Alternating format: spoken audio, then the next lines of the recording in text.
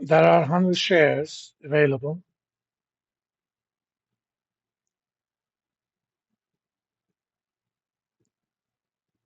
and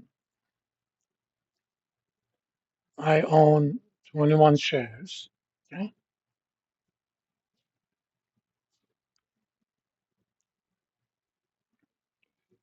that means I get what you gonna call 84 votes. All right,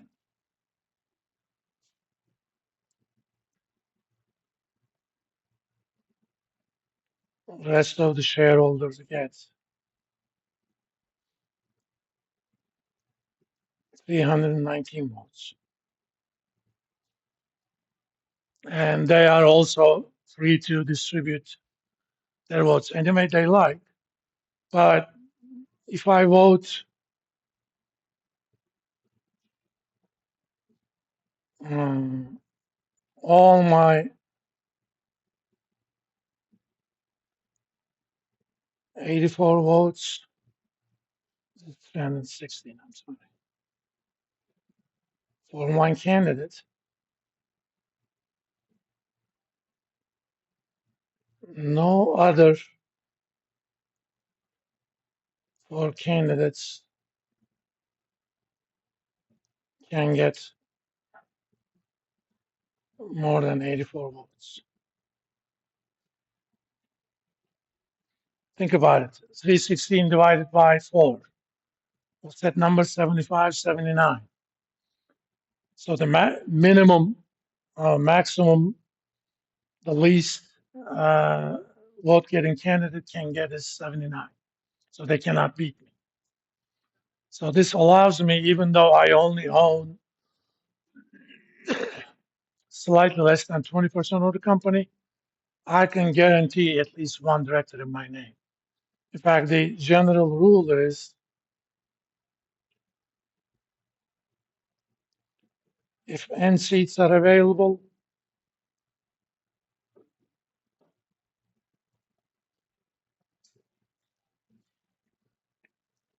to guarantee a seat, I just need 1 over N plus 1 times 100% plus 1 share. So if there are 10,000 stocks available and there are 9 seats available, all I need is 1,001 stocks to guarantee, 1 seat for myself. That's it. These are more democracies.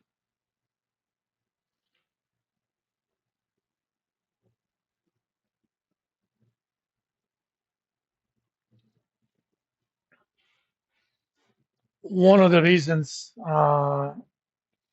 managements actually like democracies, because a lot of times when these elections are done, small investors do not directly participate. So there is something called voting by proxy.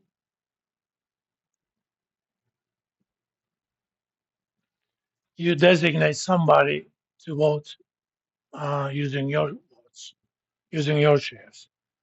Typically, management solicits such proxies,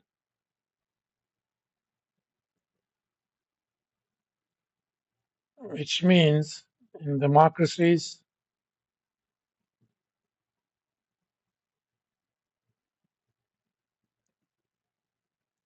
management can exert significant influence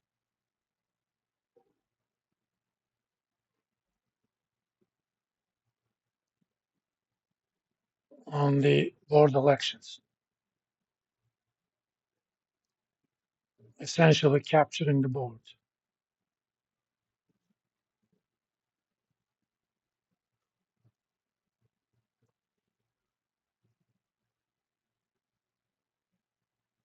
As you know, those board members are not there for charity. They actually get paid something. Okay? A lot of times, what they get paid is more in terms of stature than the actual pay. If you're in the board of Microsoft, that's a big honor. That gets you probably into good country clubs, political connections, what have you. If you're that good, you probably don't need the money anyway, but it gives you other non-pecuniary benefits. You get to use probably the corporate jets, go to good parties, snub noses with politicians. I don't know, maybe get some good models as girlfriends or rich men as boyfriends, whatever it is. It gets you some stuff.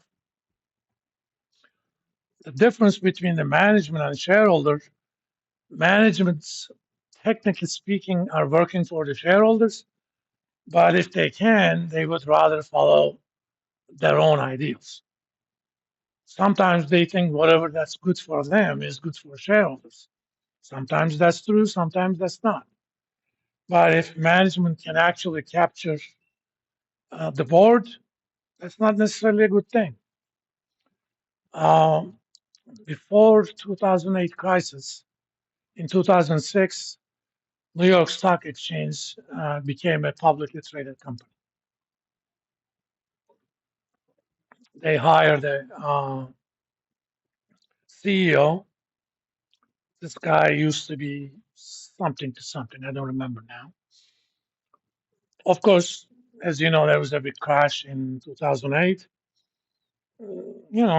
Just like anybody in the New York Stock Exchange was also affected. Turns out this guy comes in within 6 months. He spent so much money in his own office. There was a golden toilet closet in his toilet. Golden, pure gold.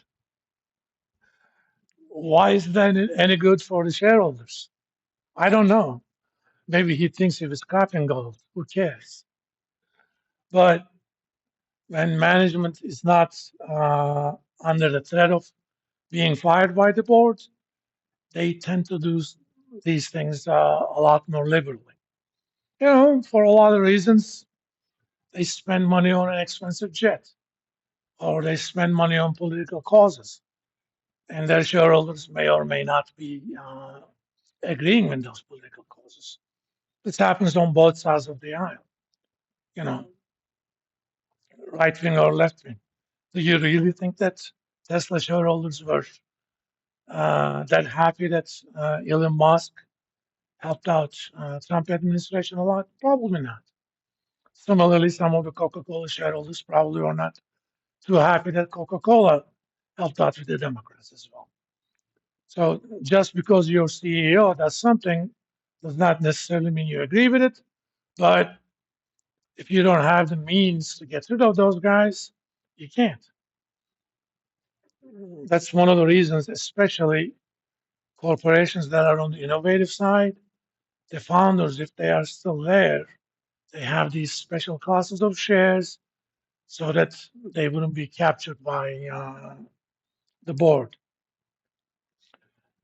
Last year, you guys know what happened to the chairman of the OpenAI, right?